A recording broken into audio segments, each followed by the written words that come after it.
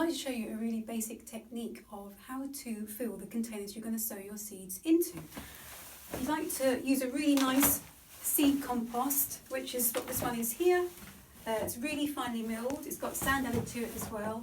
And what I want to do is just get the lumps out of it, so rub it with your hands to get any lumps out, a bit like rubbing in pastry, because often in transit they get compacted down and you just want to get rid of the lumps. So that's that.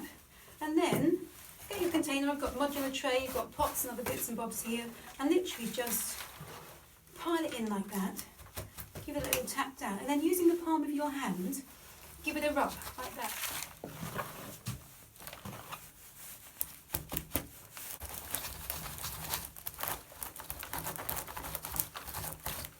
What you're doing is you're compacting it, but you're not squashing it down really, really hard.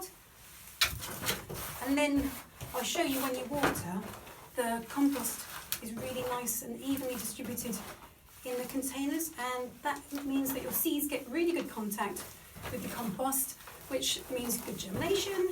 So yeah, pile it up, get palm of the hand, give it a rub. Don't do this with your fingers. Can you see what I'm doing there?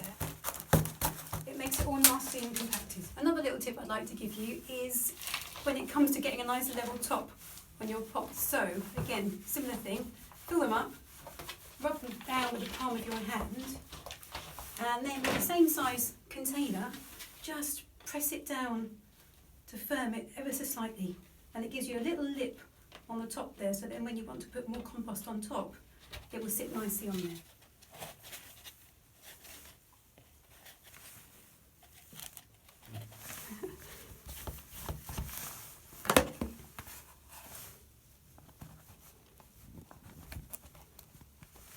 I need to give the pots a really good watering in now. It's good to give a water before you sow, because you can give a real thorough soak, and then just a really quick light soaking after you've sown, and that way the seeds don't get washed away. So we'll do that now.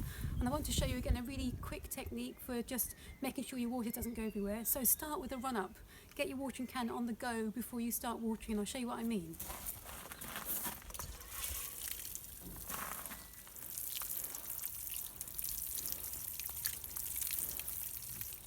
What you don't want to be doing is dribbling like this over your lovely prepared pots of compost, because it will just splash the compost all out of the containers. Did you get that? As you can see, what's happened here is the compost has stayed in place. It hasn't compacted down or splashed out of the pot, so it's lovely and level now, and we can start sowing.